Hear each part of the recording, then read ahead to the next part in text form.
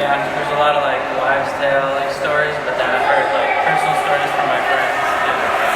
Do you have any that you want to share with us? The RAs last year had a lot of doors closing randomly and like hearing noises and like things moving around, signs and posters and stuff. But yeah, a lot of them were really freaked out to walk around alone. So yeah, it's a creepy area.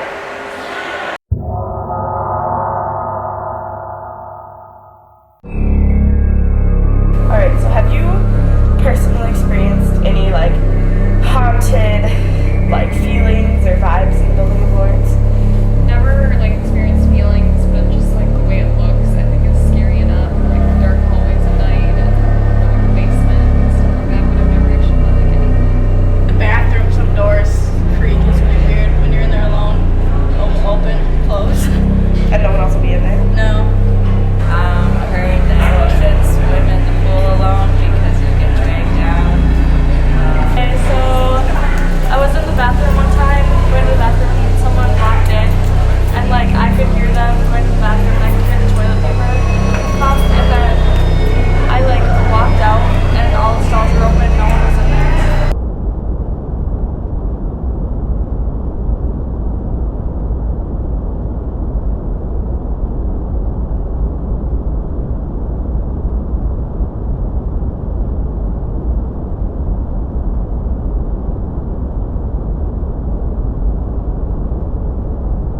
Lately, I've been more in the tech aspect, so I do a lot of light designs, help build the set, mainly like that. I used to act and stuff like that, but mainly it's I work late nights programming the light board and hanging lights and focusing lights and all that fun stuff.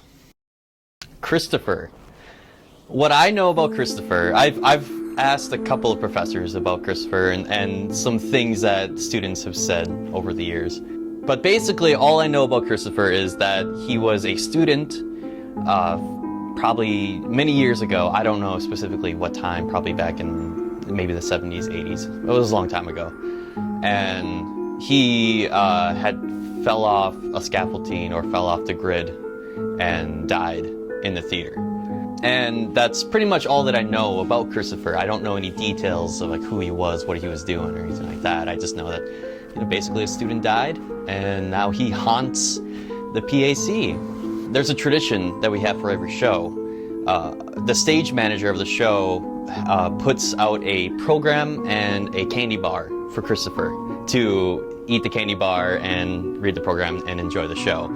So as tradition for every show that takes place in the PAC, we put out a candy bar and a program for Christopher to read. It's only on the main stage. We also have two performing spaces. There's the black box, and then there's the main stage, which is much bigger.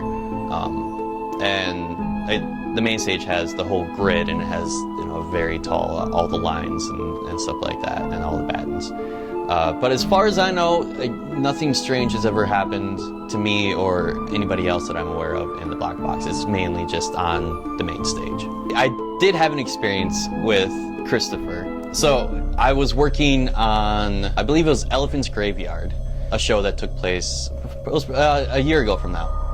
And I was the assistant lighting designer, and I had brought the light board down from the booth out into the audience, so it'd just be easier to see the stage while I'm out there working. So I had the light board out there. I was in the middle of the audience. It was probably around 1 in the morning, and there's been nights where I'll stay there until like 4 or 5 in the morning working on lights, because that's the only time that I'm able to actually get all my work done without having actors or people working on the set. So it was around 1 in the morning, and typically at that point there's nobody else in the building. Security comes around between 10 and 11 o'clock, and they lock up all the rooms, they lock up the building, so nobody, the only way you can have access to the building is if you have the key to get into the building. As far as I know, no other students have that key. I had a key that enabled me to get into the different rooms in the PAC, but not to get into the actual building after 10 o'clock. So it was 1 in the morning, and the janitor, Rhonda, who I knew at the time, she her shift ends between 11 and midnight. So she's usually not in there till no later than midnight. And so I was sitting in there on the light board, and I was programming. I was going through lights, and I'm in complete pitch dark, and there's only lights on stage. And I had just a single light on in the booth that was directly above and behind me. And so sitting there, I was listening to music, and then I heard some footsteps going up the metal stairwell that we have going up to the booth. And it's very obvious that there's someone walking up there, because they vibrate, they're metal, and it echoes throughout the whole theater. So I heard footsteps. I turned off my music, and I heard them going up and up and up. And then so I turned around and I look over my shoulder, expecting to see someone's shadow or someone peer out the window into the audience. And I sat there waiting, and it was very tense, because I was like, nobody else should be here. And so I'm like, hello? No answer, no sound. And so I'm like, okay, it's okay, it's all right. So then I turned around and I just started programming again. I just got back to work. I left my music off because I wanted to make sure I heard anything. And so I just resumed work, and then probably like 2-3 minutes later, after I heard those footsteps, the door that goes into the stairwell on the bottom slammed shut. It startled me. I was like, holy crap. and see, the thing is though, like, I heard footsteps going up. I did not hear the footsteps coming back down. Like, no matter how quiet you are on those stairs, it will vibrate and you will hear someone walking up or down. And so the door on the bottom slammed shut, and at that point I was like, all right, I'm done. Christopher is mad that I'm in here. He doesn't want me working this late. So I shut everything down, and I got out of there. One of my stage managers, Shelly, and her assistant, Gavin, they were closing up shop one night after rehearsal, and one of the doors that leads from the backstage on the main stage to the shop, at that one, that's always locked. Jim Daniker is the TD for the PAC, and he always locks that door, and that door can only be opened or unlocked with a key. So one night they were closing up, Gavin goes over, shuts the door, locks it, and then he goes over to the opposite side of the stage to do something else, and then he comes back and that door was open again. And Shelly was out in the audience, like, packing up her stuff. And so there's been instances like that where a door is left open, there was a door closing, or there was a sound happening here or there. It's mainly stuff like that happens in the PAC. Just gives everybody the creeps.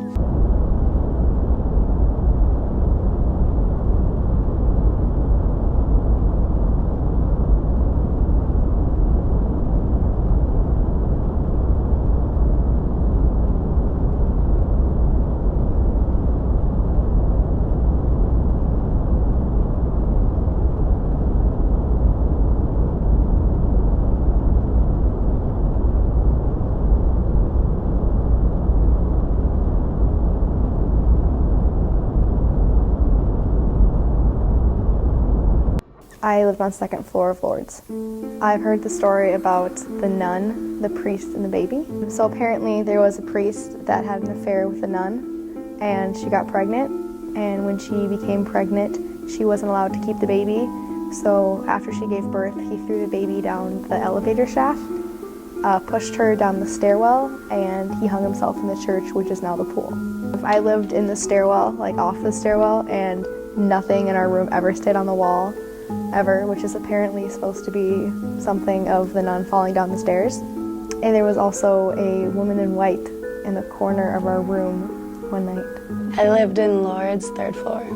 I just heard about the nun and the priest. The nun and the priest had an affair, and they had a baby, and the priest threw the baby down the elevator and then pushed the nun down the stairs, and then he hung himself in the church, which is now the pool.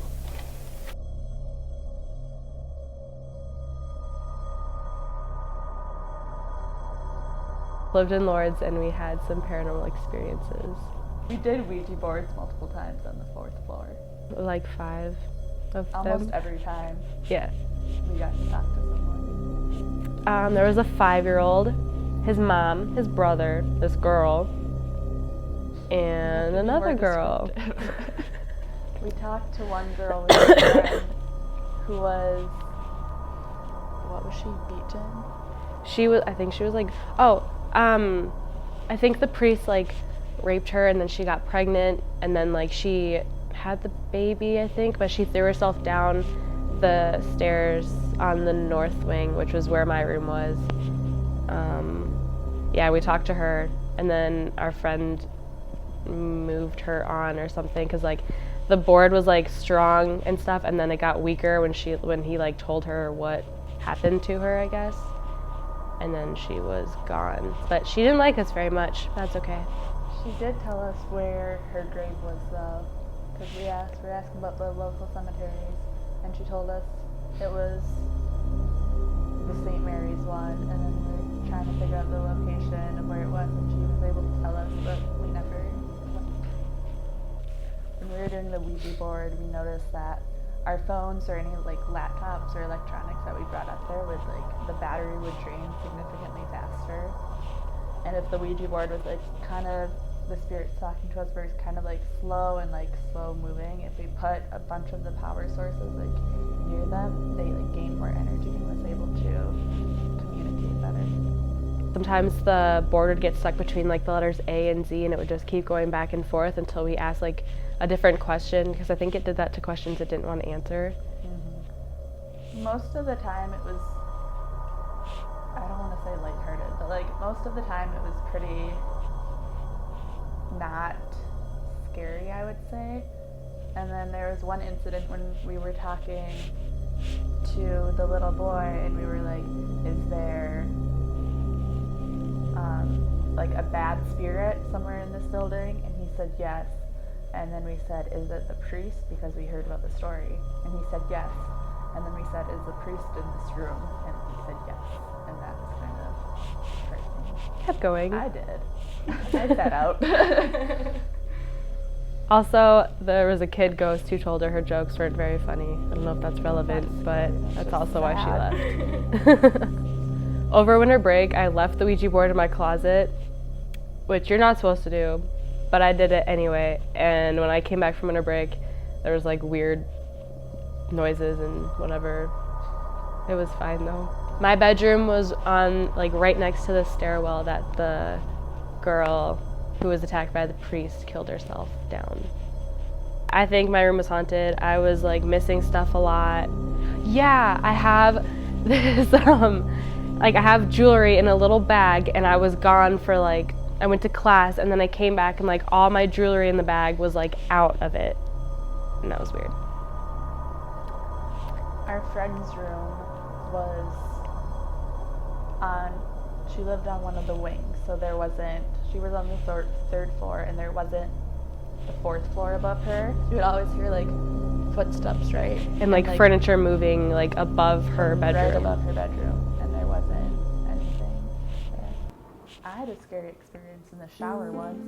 I was in the shower by my room, and there was only like 2 showers, and I was in one of them, and then I heard someone come in and like slam the door and like start the shower, and the shower ran for like 5 or 10 minutes, and then they turned it off, but I never heard them leave, and then finally I got out of the shower, and I was like putting my hair in my towel, and I noticed that the person, like the curtain was still closed, but like there wasn't any water, and they'd been in there for a long time, so I just like peeked open just to see, and like the water, which I heard it turn on, was never, like the walls weren't wet or anything, and no one had been in there, but like I heard someone come in and I never heard anyone leave. You could always kind of feel a presence in Lourdes.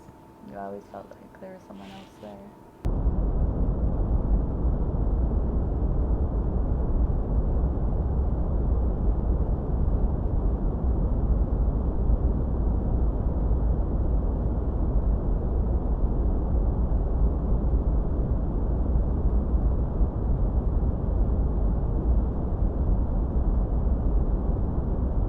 I grew up being aware of the supernatural and knowing its place in society and where we hold it, and you know, we, as human beings, we love the mystery. We love not knowing things and trying to figure them out.